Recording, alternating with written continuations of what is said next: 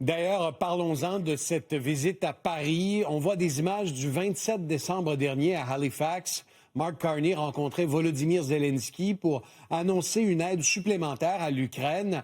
Ils vont se revoir mardi à Paris où des dirigeants vont discuter du soutien aux Ukrainiens.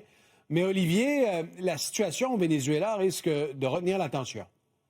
Voilà, parce qu'en plus de la réunion sur le soutien à l'Ukraine, il y a une série de rencontres avec des dirigeants internationaux prévues demain pour Mark Carney. Ça inclut le secrétaire général de l'OTAN, Mark Rutte, ainsi que les premiers ministres de la Finlande et du Danemark. Évidemment, on va parler de l'opération qui a eu lieu au Venezuela, mais aussi des menaces qui ont suivi de la part du président sur d'autres États, dont le Danemark, parce que Donald Trump dit « J'ai besoin du Groenland pour ma sécurité ». Pour l'instant, les alliés, dont le Canada, sont demeurés plutôt prudents en évitant de critiquer l'intervention militaire américaine, en parlant simplement de l'importance de respecter le droit international. Or, pour l'ancien ambassadeur canadien à l'ONU, Bob Ray, l'intervention, elle est problématique et il y a matière pour le Canada à s'inquiéter.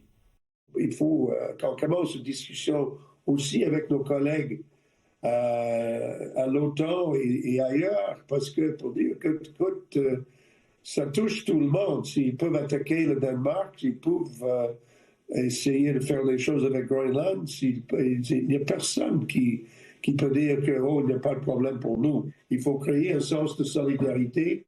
Par ailleurs, Pierre-Olivier, pour revenir à l'Ukraine, le président Volodymyr Zelensky a annoncé qu'il embauchait l'ancienne ministre des Finances, Chrystia Freeland, comme conseillère au développement économique. C'est particulier là, parce que Mme Freeland, elle est toujours députée à la Chambre des communes ici au Canada et là, elle se retrouve à représenter un autre État.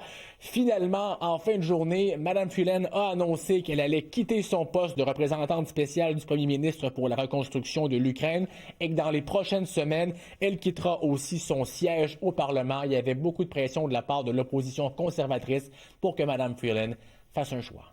Merci, Olivier. Bonne fin de soirée.